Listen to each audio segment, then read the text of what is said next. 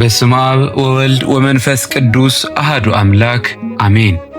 ክቡራት ተኸታተልቲ ማታነ ሚድያ ሎሚ ካብቲ ልሙድ ናይ መዓልታዊ መደባትና ወፂና ካብቲ ጫውጫውታን ዓውዓውታን ከተማ ተገሊልና ንዝደኸመ መንፈስና ንምሕዳስ ምስ ተፈጥሮን ታሪኽን ንኽንራኸብ ንስጋና ሓጎስ ንነፍስና ድማ በረከት ክንሽምት ናብ ሓደ ፍሉይ ታሪኻውን ሰሓብን ስፍራ ክንገይሽና ሰዓቡና።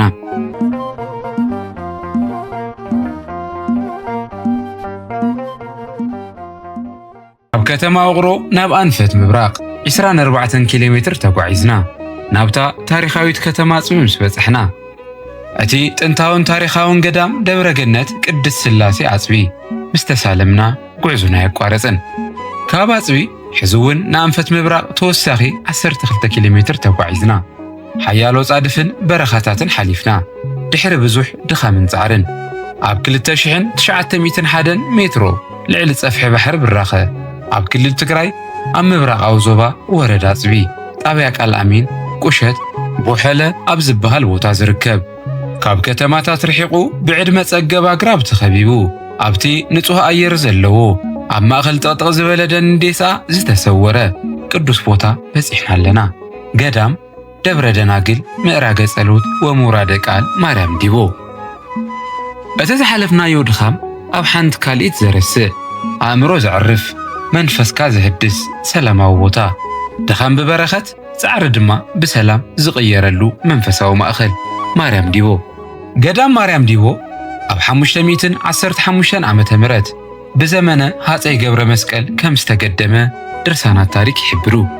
ኣብቲ እዋን ህሩየ እግዚእ ዝተባህለ ኣብ ኣኽሱም ዝነበረ ካህን ብራእይ ታቦተ ማርያም ጽላት ሒዙ ናብ መንበርታ ፍሉይ ቦትኡ ድማ ምድረ ገሪዛን ንክኸይድ ተነገሮ። ምድረ ገሪዛን ናይ ገዳም ማርያም ዲቦ ፈላማይ መጻውዒ ስያመ እዩ። ትርጉሙ ድማ ናይ በረከት ቦታ ማለት እዩ። ህሩየ እግዚእ ብዛዕባ ዝራእይ እንትጽሊ ወላዲተ ኣምላክ ድንግል ማርያም ተገሊጻ ነታ ቦታ ብምርኣይ ብርሃናዊ መልአክ ከም ዝለኣኸሉ ነገረቶ። ብቃላ መሰረት ድማ እቲ ብርሃናዊ መልአክ ተላኢኹ መጺኡ ንካህን ህሩየ እግዚእን ነቲ ጽላት ታቦተ ማርያምን ብክንፉ ተሸኪሙ ናብታ ብግርማ መንፈስ ቅዱስ ዝኸበረት ስፍራ ናብ ዲቦ ኣብጽሕዎ ከምዚ ብምባል ድማ ኣዘዞ። ኣብዛ ቦታ ንበር ንብዙሓት ኣቦ ክትከውን ኢኻ። እዛ ቦታ ድማ ከም ገዳማ ኣስቄጥስ ናይ ብዙሓት ገዳማውያን መንበሪት ክትከውን እያ። ብዙሓት ተኣምራት ዝፍጸመላ ናብኣ ዝመፁ ድማ ጣዕሚ ዓለም ዝነዓቑ ንጹሃን መነኮሳት እዮም ምስ በሎ ናብ ሰማይ ዓረገ። ህሩየ እግዚእ ነቲ ቦታ ሪኡ ኣድነቐ፣ ንእግዚኣብሔር እውን ኣመስገነ። ድሕሪ ሒደት መዓልታት ከምዚ ዝብል ድምፂ ናብ ህሩየ እግዚእ መፀ። ናብ ደብረ ከሳዋ ኪድሞ ንኣባ ተክለ ኢየሱስ ምስ 12 መንፈሳውያን ኣሕዋቱ ናብዚ ቦታ ንኽመጽእ ንገሮ። ህሩየ እግዚእ መዓዝ ክበጽሖ እየ እቲ ቦታ ኸ መን ከርኤኒ እዩ እናበለ እንትጭነቕ መልኣክ እግዚኣብሔር ወሪዱ እንታይ እዩ ዘጨንቐካ ዘሎ? ኣነ ከጽናዕንዐካ ፍቓድ ልብኻ ክፍጽም ተላኢኽ ኣለኹ ብምባል ብክንፉ ተሸኪሙ ናብ ደብረ ከሳዋ ናብታ ናይ ሎሚ ጉንዳጉንዶ ማርያም ኣብጽሑ። ምስ ኣባ ተክለ ኢየሱስ ተራኺቦም ነቲ መልእኽቲ ምስ ነገርዎም ድማ ንኣባ ተክለ ኢየሱስን ነቶም 12 መነኮሳትን ሒዞም ብሓገዝ እቲ መልአክ ናብ ዲቦ ተመለሱ። ዲቦ ማለት ደብረ ልዕልና ምዕራገ ጸሎት ክፍለ ቅዱሳን ማለት እዩ። ኣብ ዲቦ መጺኦም እቶም ኣቦታት ብሓደ ገዳማዊ ሕይወት ጀመሩ። ብ1553 ዓመተ ምህረት ኣቡነ ገብረ መሲሕ ዝተባሃሉ ዓብዪ መንፈሳዊ ኣቦ ከዋኽብቲ ተባሂሎም ምስ ዝጽውዑ 12 መነኮሳት ካብ ኢሮብ ናብ ዲቦ መጺኦም እቶም መነኮሳት ነታ ቦታ ሪኦም እግዚኣብሔር ብምምስጋን ሱባኤ ሓዙ። ኣብ ጸሎት እናሃለዉ ድንግል ማርያም መጽያ ሰላም ንዓኹም ይኹን ብምባል ጸሎቶም ከም ዝተሰምዐ እቲ ቦታ እውን ቅዱስ ቦታ ምዃኑ ነጊራ ንኣቡነ ገብረ መሲሕ ንስኻ ንብዙሓት ኣቦ ክትከውን ተመሪጽካ ኣለኻ፣ ከም ወርቂ ክትፍተን ኢኻ፣ ናይ መነኮሳት መምህር ተባሂልካ ክትሽየም ከለኻ ኣብ ትግራይ ቅብኣ ክርስቶስ ዝበሃል ግብሩ ግን ቅብኣ ሰይጣን ጸረ ቤተ ክርስቲያን ኣብ ጎንደር ድማ ሱስንዮስ ዝበሃል ክነግስ እዩ። ካብ ትምህርቲ ሐዋርያት ካብ እምነት ኣቦታት ዝወፀ ትምህርቲ ከምጽእ እዩ እሞ ሃይማኖት ክሓሉ ነቲ ንጉስ ድማ ከይትፈርሖ ኣነን ወደይን ክንረድኣካ ኢና እሞ ኢላ ተሰወረት። ግዚኡ ኣኺሉ አቡነ ገብረ መሲህ ናይ ዲቦ መነኮሳት መምህር ወይ ድማ አበ እምኔት ምስኮኑ ኣብ ትግራይ ቅባእ ክርስቶስ ኣብ ጎንደር ድማ ሱስንዮስ ነገሱ። ሱስንዮስ ክልተ ባህሪ ዝብል ናይ ካቶሊክ እምነት ብምሓዝ ናይ ኑፋቄ ትምህርቲ ከስፍሕ እምነት ኦርቶዶክስ ተዋህዶ ድማ ከጥፍእ ኣዋጅ አንጊሩ ገዳማትን አብያተ ክርስቲያናትን እምነትኩም ቀይሩ በመባል ናብ አክሱም ደብረ ቢዘንን ካልኦት ኣብ ትግራይ ዝነበራ ዓበይቲ ገዳማትን አድባራትን ደብዳቤ ለኣኸ።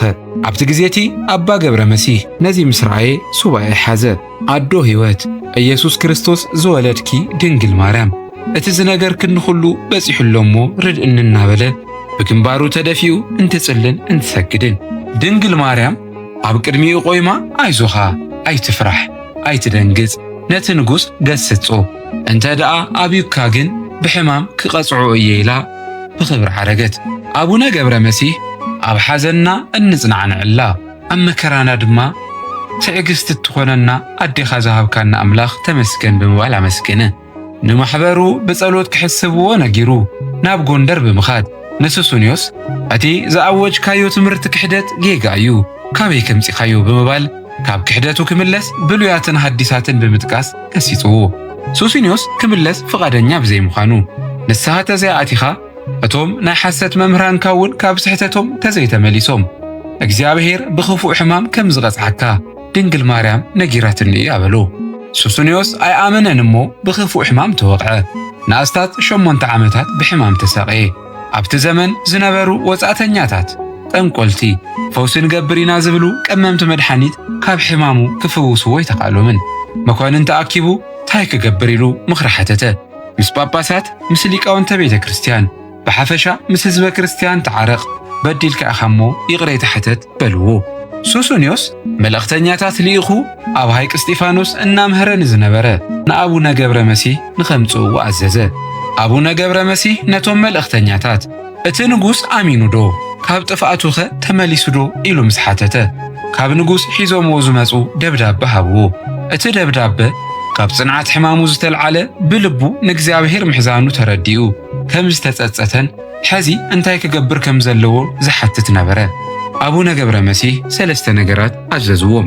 ካብ ልቡ ተጸጺቱ ንስሓ ንኽኣቱ፣ እቲ ዝኣወጆ ናይ ክሕደት ኣዋጅ ስዒሩ ድማ ህዝቢ ኢትዮጵያ ብሓደ ባህሪ በኦርቶዶክስ ተዋህዶ ከኣምን ኣዋጅ ከንግር፣ ቀጺሉ ድማ እግዚአብሔር ስለ ዘሕዘነ ካብ ዙፋኑ ወሪዱ መንግስትነት ንወዱ ንፋሲል ንኽቦ ኣዘዞም። እቲ ንጉስ ነዘን 3 ትእዛዛት ተቐቢሉ ፋሲል ነጊሱ እምነት ተዋህዶ ድማ ተመሊሱ። ኣቡነ ገብረ መሲህ ናብ ገዳሙ ናብ ዲቦ መጸ። ኣብ ዲቦ ምስ መጸ ድሕሪ ሒደት መዓልታት ማሕበር ተኣኪቡ ጉባኤ ተኣወጀ። ጉባኤኦም ምስ ፈጸሙ ጎይታናን መድሓኒትናን ኢየሱስ ክርስቶስ ተገሊጹሎም።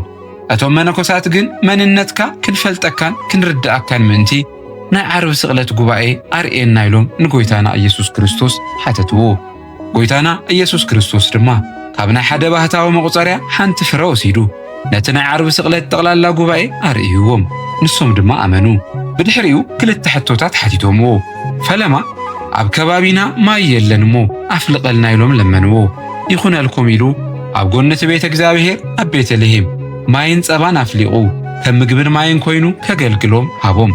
እቲ በረከት ግን ኣብቲ ገዳም ጸኒዖም ንዝነብሩ መነንቲ ጥራሕ እዩ። ክሳብ 1977 ዓመተ ምህረት ኣብቲ ገዳም ዝነበራ ፈላሲት ነታ ማይ ይጥቀማላ ምንባረን ኣብቲ ከባቢ ዘለዉ ካህናት ይዛረቡ። ድሕሪኡ ድማ ካልኣይ ሕቶ ሓተትዎ። ገነት ከፊትካ ርኤና ኢሎምዎ። ምስ ኣርኣዮም ካብ ገነት ሓመድ ኣምፂኻ ኣብ ዲቦ ኣፍስሰልና፣ ካብ ዲቦ ድማ ሓመድ ወሲድካ ኣብ ገነት ኣፍስሰልና ኢሎም ሓተትዎ። ካብ ገነት ሓመድ ኣምፂኡ ኣብ ዲቦ ኣፍሲሱሎም፣ ካብ ዲቦ ድማ ሓመድ ወሲዱ ናብ ገነት ብምፍሳስ ፍቓዶም ፈጸመሎም። ብድሕሪኡ ጎይታና መድሓኒትና ኢየሱስ ክርስቶስ ንምንታይ ከምዚ ክገብረልኩም ደሊኹም ኢሉ ሓተቶም። ንሳቶም ድማ ንሕና ናይ ገነት ሓመድ እናረኣና ኣብ ገነት ዘለዉ ኣቦታትና ብምዝካር ብምግባር ንኽንመስሎም ንኽንተግህ፣ እቶም ኣብ ገነት ዘለዉ ኣቦታት ድማ ነቲ ሓመድ ምስ ዝሪኡ ካብ ዲቦ ዝመጽ ሓመድ ምዃኑ ስለ ዝዝክሩ መእንታና ንክትጸልዩልና እዩ ኢሎም መለሱሉ። ብድሕሪኡ ኣብቲ ከባቢ ንዝነበሩ 600 መነኮሳት ጎይታና መድሓኒትና ኢየሱስ ክርስቶስ ባዕሉ ገባሬ ሰናይ ኮይኑ ቀዲሱ 40 መዓልቲ ሙሉእ ኣቕሪብዎም ምስኦም ተቐመጠ። እቲ ሎሚ ዝፍለጥ መንበርታ ዝብል ናይቲ ከባቢ ስያመ መንበሪ ጌታ ካብ ዝብል ዝመጸ እዩ። ኢየሱስ ክርስቶስ ኣብ መወዳእታ ነታ ቦታ ምዕራገ ጸሎት፣ ሙራደ ቃል፣ መካነ ራእይ፣ ካልኢተ ሳሌም፣ ዳግሚተ ገነት፣ መካነ ቀራንዮ፣ ክፍለ ቅዱሳን ዲበ ኩሉ ኢሉ ሰሚዋ ብምስጋና ዓረገ። ዲቦ ስያማኣ ባዕሉ መድኃኔ ዓለም ኢየሱስ ክርስቶስ ዘውፅኣላ መጸውዒ ሽማ እዩ። ብዙሓት ኣቦታት ቃል ኪዳን ዝተቐበሉላ፣ ኣሽሓት መናንያን መነኮሳት ዘፍረየት ኣባ ዘሚካኤል እቶም ክንፊ ክሳዕ ሙፃእ ዝበጽሑ ኣበምኔት ዝነበሩላ፣ ኣባ ሳሙኤል ዘዋልድባን ኣቡነ ኤዎስጣጦስን ኣብ ዝተወለዱሉን ኣብ ዝዓበዩሉን ከባቢ ኣብ መንበርታ ትርከብ።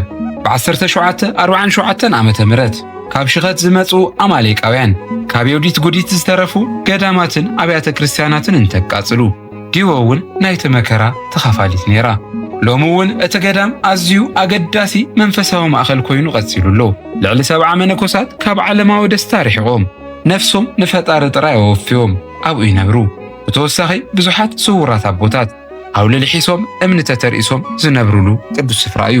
ኣብዚ ገዳም ዝነብሩ ኣቦታት ስራሕ ዝፈትሐ ኣእምሮ ናይ ሰይጣን ቤተ ፈተነ እዩ ኢሎም ብምእማን በቲ ናይ ኣእዳዎም ስራሕ ይነብሩ። ንህቢ ብምርባሕ ብሕርሻ ከምኡ ድማ ንዓለም ዘገርም ስራሕቲ ሹራብን ጨርቃ ጨርቅን ብምስራሕ ይናበሩ። እዚ ከባቢ መሬቱ ብርቱዕ ማዩ ድማ ጥንኩር ብቐሊሉ ዘይርከብ እዩ። ግናኸ እቶም ኣብዚ ገዳም ዝነብሩ መነኮሳት ካብቲ ተፈጥሮ ዝበልጽ ጥበብ ኣለዎም። ክረምቲ ክመጽእ ከሎ ብዘገርም ጥበብ ነቲ ማይ ዝናብ ኣብ ዓሚቕ ጎዳጉዲ የዋህልልዎ። እቲ ማይ ንዓመታት ዝጸንሕን ዘገልግልን እዩ። ክቡራት ተኸታተልቲ ማታና ሚድያ ቅድሚ ትረኻና ምዝዛምና ሎሚ ሰነ 21 ኣብ ዲቦ ብልዑል ድምቀት ዝኽበር ህንጸተ ቤተ ማርያም ታሪኻዊ ኣመጻጽኡ ንዘክር። በቲ ዘመን እቲ ቅዱስ ጳውሎስን ቅዱስ በርናባስን ኣብ ምድሪ ኣሕዛብ ኮይኖም ክሰብኩ ከለዉ ብዙሓት ሰባት ናብ እምነት መጹ። እቶም ዝኣመኑ ግን መቕደስ ኣይነበሮምን። ቅዱስ ቁርባን ዝቕበሉሉ ስፍራ ስለ ዘይነበረ ጳውሎስን በርናባስን ናብ ርእሲ ሐዋርያት ጴጥሮስን ናብቶም ካልኦት ሐዋርያትን መልእኽቲ ሰደዱ። ሐዋርያት እቲ መልእኽቲ ምስ በጽሖም ሓደ ዓብይ ነገር ገበሩ። ብዘይ ፍቓድ ጎይታና ዝኾነ ነገር ኣይንገብርም በሉ። ንኣሕዛብ ድማ ንሱ ክሳብ ዝርኤና ንጸሊ ንጹም ሱባኤን ሓዚሎም ኣዘዝዎም። ኣብ መወዳእታ እቲ ሱባኤ ዓብይ ተኣምር ተረኣየ። ሰማይ ተኸፊቱ ጎይታናን መድኃኒትናን ኢየሱስ ክርስቶስ ተገለጸ። እቶም ሐዋርያት ካብ ኩሉ ኹርናዕ ዓለም ብደመና ተኣኪቦም ኣብ ፊልጵስዮስ ተራኸቡ። ጎይታ ባዕሉ ተረኺቡ እዛ ዓለት እዚኣ ብኣደይ ብሽም ማርያም ኣብ ኩሉ ኹርናዕ ዓለም ኣብያተ ክርስቲያናት ክህነፃ ዝፈቐድ ኩሉ ዓለት እያ በሎም።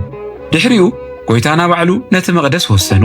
ሐዋርያት እውን ከምቲ ዝተባሃለ በቲ መለኮታዊ ሓይሊ ክሰርሑ ከለዉ እቲ እምኒ ከም ሽምዒ እናተስሓበ ነታ ቤተ ክርስቲያን ሃነጽዋ። ጎይታ ባዕሉ ቀዲሱ ስጉኡን ደሙን ንሐዋርያት ተቐበሎም።